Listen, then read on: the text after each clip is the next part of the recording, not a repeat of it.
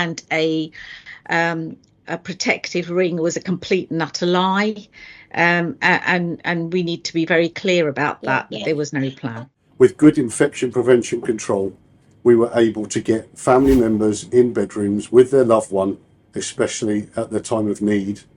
And I think that's the biggest lesson that we actually did. And I can put my hand on my heart and say we didn't have anyone pass in our care home without their family member next to them physically. You know, everything that everyone has said, communication is key in anything, but planning, I mean, we were lucky, like Trudy said, I think where we're just us, just one home, you know, we all got our heads together and we were able to adapt like plans that we already have in place for any outbreak and just adapt them.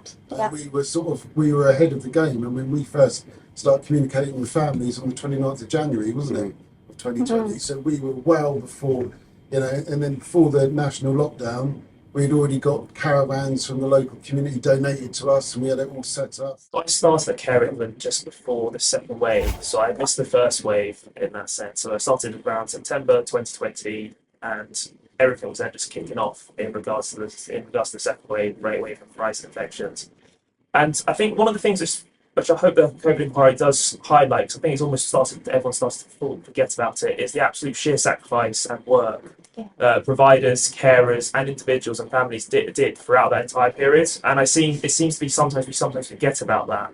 So I think that's one of the things we really hopefully should be drawing out from the COVID inquiry and all the work everyone in the sector did to put in towards it, because I think it's easy to overlook and it's easy to forget how hard it was for many carers who were looking after individuals, watching them pass away sadly and having a traumatic effect on them. And it's often currently at the moment I think quite often forgotten about, and I think hopefully we'll start to look at ways forward as to how we can make sure that if we do have a pandemic again in the near future, that those sorts of issues of burnout are looked at and properly managed. Really, what I think that this discussion demonstrates is the importance of ensuring that when the inquiry happens, that it hears the right sort of evidence, including frontline evidence. And you know, I can't stress that enough. Inquiries are only as good as the evidence that they hear.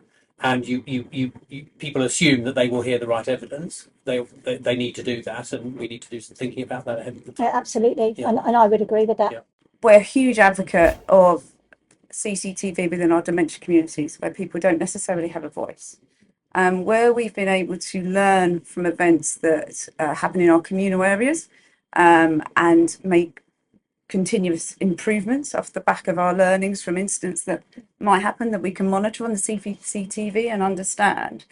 With those people that don't necessarily have a voice, we felt that we were just missing key elements.